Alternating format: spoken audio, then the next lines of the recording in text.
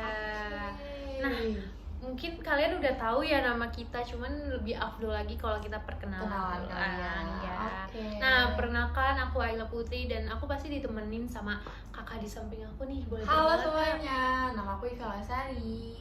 Nah, selamat datang di podcast. Pada episode kali ini kita akan membahas salah satu topik penting dalam hukum dan HAM internasional, yaitu dua konvenen besar, ICCPR dan ICSCR. Oke, betul banget Kayla. Jadi kedua konvenen itu merupakan bagian dari International Bill of Human Rights bersama dengan Universal Declaration of Human Rights tahun 1948.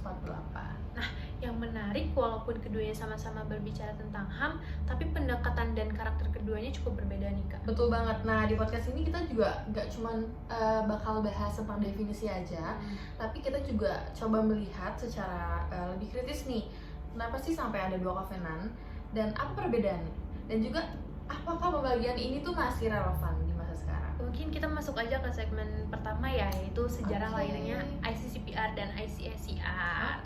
Nah, kalau kita tarik ke belakang setelah lahirnya UDHR tahun 1948, sebenarnya ada keinginan nih Kak untuk membuat suatu perjanjian internasional yang mengikat secara hukum. Betul banget, tapi realitanya ya teman-teman, itu tuh nggak sesederhana itu teman-teman. Tapi pada masa itu dunia tuh karena sedang lagi dalam situasi perang dingin ya Kayla, ya betul perang banget. dingin. Nah, negara-negara barat juga lebih menekankan kebebasan individu seperti kebebasan bicara dan hak politik itu sendiri. Sedangkan negara blok timur itu dia lebih fokus pada kesejahteraan sosial teman-teman, seperti hak kerja dan juga jaminan sosial. Nah, iya.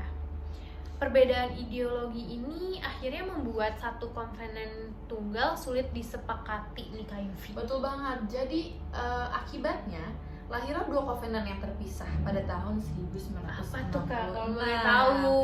Nah, sebenarnya kita udah mention tadi ya Kayla ya. Betul, kalau kalian pasti kalian pernah dengar ya. Dan kita juga tadi emang sempat mention. Iya. Yaitu ICCPR dan juga ICACER. Nah, yang bermulai itu berlaku pada 1976 teman-teman. Nah, ini juga nih kalau kita lihat secara kritis, pembagian ini mungkin sebenarnya bukan murni alasan hukum, tapi juga kompromi politik gak sih Kak? Betul banget. Dan ini tuh menunjukkan bahwa sejak awal sudah perkembangan HAM internasional itu sudah dipengaruhi Kayla. Dan sangat dipengaruhi juga oleh dinamika politik global. Tuh. Nah, mungkin kita move kali ya Move ke segmen aja, guys. 2. Betul. Apa Kak Yufi kalau boleh tahu segmen 2 tuh? Jadi di segmen 2 kita bakal ngebahas topik perbedaan karakternya antara dua konvenen yang berbeda ini, yaitu ICCPR dan juga ICACER. Perbedaan yang paling mendasar itu dia ada di sifat kewajiban negara. Boleh dong jelasin Kayla? Nah, boleh banget. Dalam ICCPR, kewajiban negara bersifat immediate. Artinya harus langsung dilaksanakan tanpa alasan keterbatasan sumber daya. Betul banget. Misalnya ada hak hidup teman-teman, juga ada larangan penyiksaan dan juga hak atas peradilan yang adil. Di sini juga mungkin ada ini ya Kak, negara tidak bisa dibilang kami belum mampu. Betul. Karena ini adalah hak dasar yang harusnya dijamin saat itu juga ya. Iya, saat itu betul. juga. Sedangkan dalam ICECER Itu kewajiban negara itu bersifat progressive relationship. Betul mungkin Kayla? Betul banget. Betul banget. Nah, artinya teman-teman, pemenuhan hak dilakukan secara bertahap dan sesuai dengan kemampuan ekonomi negaranya itu sendiri. Nah, contohnya kita punya ada contohnya nih, kita punya hak atas pendidikan, kesehatan dan juga standar hidup yang layak. Tapi yang sering jadi kritik adalah konsep bertahap nih Kak. Ini nih kadang dijadikan alasan oleh negara untuk menunda pemenuhan hak sepertinya ya Kak. Betul banget. Padahal kalau misalnya kita lihat ya dalam doktrin HAM itu tetap ada kewajiban yang minimum lah sebenarnya. Harus dipenuhi, betul teman-teman. Harus dipenuhi ya teman-teman. Jadi sebenarnya perbedaan ini tidak berarti hak ekonomi sosial itu penting. Kurang penting ya. Kurang penting. Oh iya, sorry teman-teman, kurang penting. Tapi justru keduanya itu sama-sama penting Kayla, tapi hanya mekanisme pemenuhannya saja yang berbeda. Iya, betul. Nah, mungkin di sini ada segmen 3 itu adalah katalog hak dalam ICCPR. Dalam ICCPR, hak-hak yang yang diatur sangat berkaitan dengan kebebasan individu. Misalnya, boleh kasih tahu nggak? Misalnya apa sih teman-teman? Ini aku bahas sih. Iya. Misalnya ada hak hidup. Dia tuh hak yang merupakan yang paling fundamental, yang paling dasar banget teman-teman. Iya. Kemudian ada larangan penyiksaan yang sifatnya absolut. Artinya tidak boleh dilanggar dalam kondisi apapun. Betul. Selain itu juga ada juga loh hak atas kebebasan dan keamanan pribadi, termasuk perlindungan dan penangkapan sewenang-wenang. Yang menarik adalah pasal 14. Apa tuh Kak? Tentang hak atas peradilan yang adil. Nah, seadil-adilnya ya. Iya. Nah, di pasal 14 itu tuh diatur prinsip seperti praduga tidak bersalah dan hak untuk membela diri. Kalau kita refleksikan itu, ada hak-hak ini menunjukkan fondasi negara hukum modern. Betul, dan tanpa adanya perlindungan ini, kekuasaan negara itu bisa dan mungkin banget ya kayak untuk disalahgunakan nih. Jadi hati-hati ya teman-teman. Nah, mungkin kalau ke katalog ICSCR ini lebih fokus pada kualitas hidup manusia. Misalnya apa sih kayak? Misalnya hak atas pekerjaan yang layak dan upah yang adil. Betul. Kemudian ada hak atas jaminan sosial yang penting untuk melindungi masyarakat dari resiko ekonomi. Betul banget. Selain itu ada juga hak atas standar hidup yang layak. Jadi kita nih punya hak hidup yang layak, yang nyaman, aman, dan juga dia termasuk dalam pangan, sandang, dan juga papan gitu guys. Dan yang sangat krusial adalah hak atas kesehatan dan pendidikan. Kalau kita lihat secara kritis, tanpa pemenuhan hak-hak ini, kebebasan yang dijamin ICCPR bisa jadi tidak bermakna. Misalnya apa? Misalnya seorang memang bebas berbicara, tapi kalau dia tidak punya akses pendidikan, apakah kebebasan itu benar-benar digunakan secara maksimal? Nah itu gimana teman-teman menurut kalian? Nah kita lanjut aja kali ya. Mungkin lanjut aja ya. Berikutnya yaitu prinsip indivisibilitas. Nah ini nih yang menarik. Jadi kita langsung aja move ya guys ke segmen berikutnya, yaitu prinsip indivisibilitas dari HAM. Nah di sinilah muncul konsep penting yaitu indivisibilitas HAM. Iya. Agak belibet ya Kak.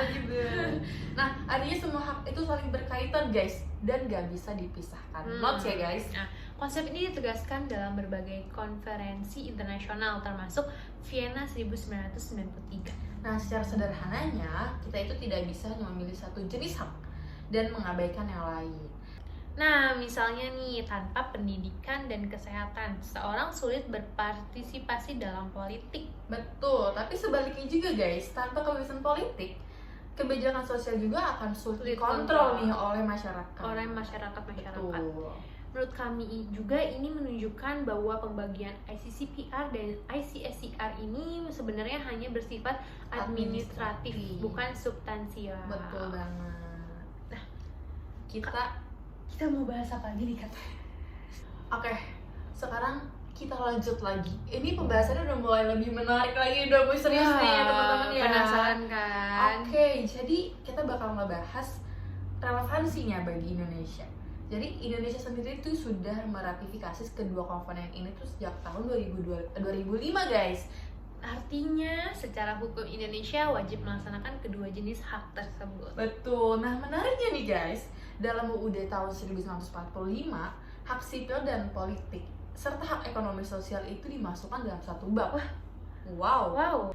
Nah, ini mungkin menunjukkan bahwa Indonesia secara konstitusional ini mengakui prinsip indivisibilitas HAM. Nah, tapi guys, dalam praktiknya tantangan itu masih banyak banget loh. Terutama dalam pemenuhan hak ekonomi dan sosial. Menurut kami juga ini menjadi PR besar. PR guys. Nih PR ya.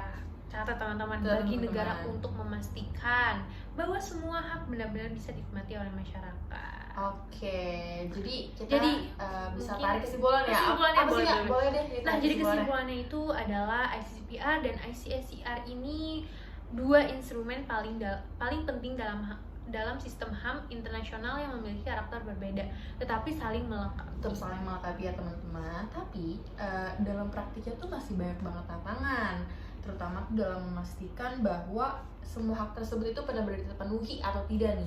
Karena kita harus memastikan ya hak itu semua tuh terpenuhi tanpa ada satu hak yang tidak terpenuhi, jadi tidak rukun dan tidak tidak mendasar Tidak gitu mendasari Kak Ella. semuanya, betul. Nah, Iya. mungkin ya Kak Yufi, sebelum kita tutup podcast kita kali ini ya, ada satu hal yang perlu kita renungkan. Oh my god. Nah, kita nih bakal renungin apa sih Kak Ella? Apa tuh Kak Yufi? Apa tuh? Penasaran kan Kita teman-teman? punya pertanyaan nih guys. Apakah pembagian antara hak sipil politik dan hak ekonomi sosial ini masih relevan di era sekarang? Atau justru pembagian ini membuat negara cenderung memprioritaskan satu jenis hak dan mengabaikan yang lain? Nah, dan yang lebih penting, apakah kita benar-benar sudah melihat HAM sebagai satu kesatuan atau masih terjebak dalam cara pandang yang terpisah-pisah? Menurut Kak Yufi gimana?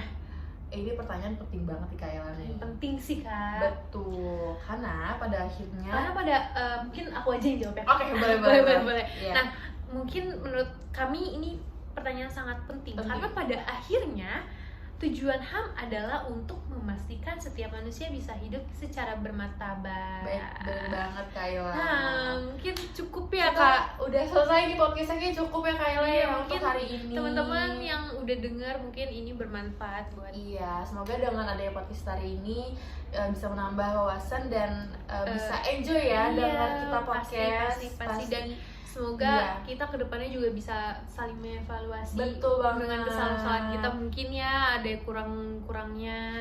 Oke, bagian apa Kak?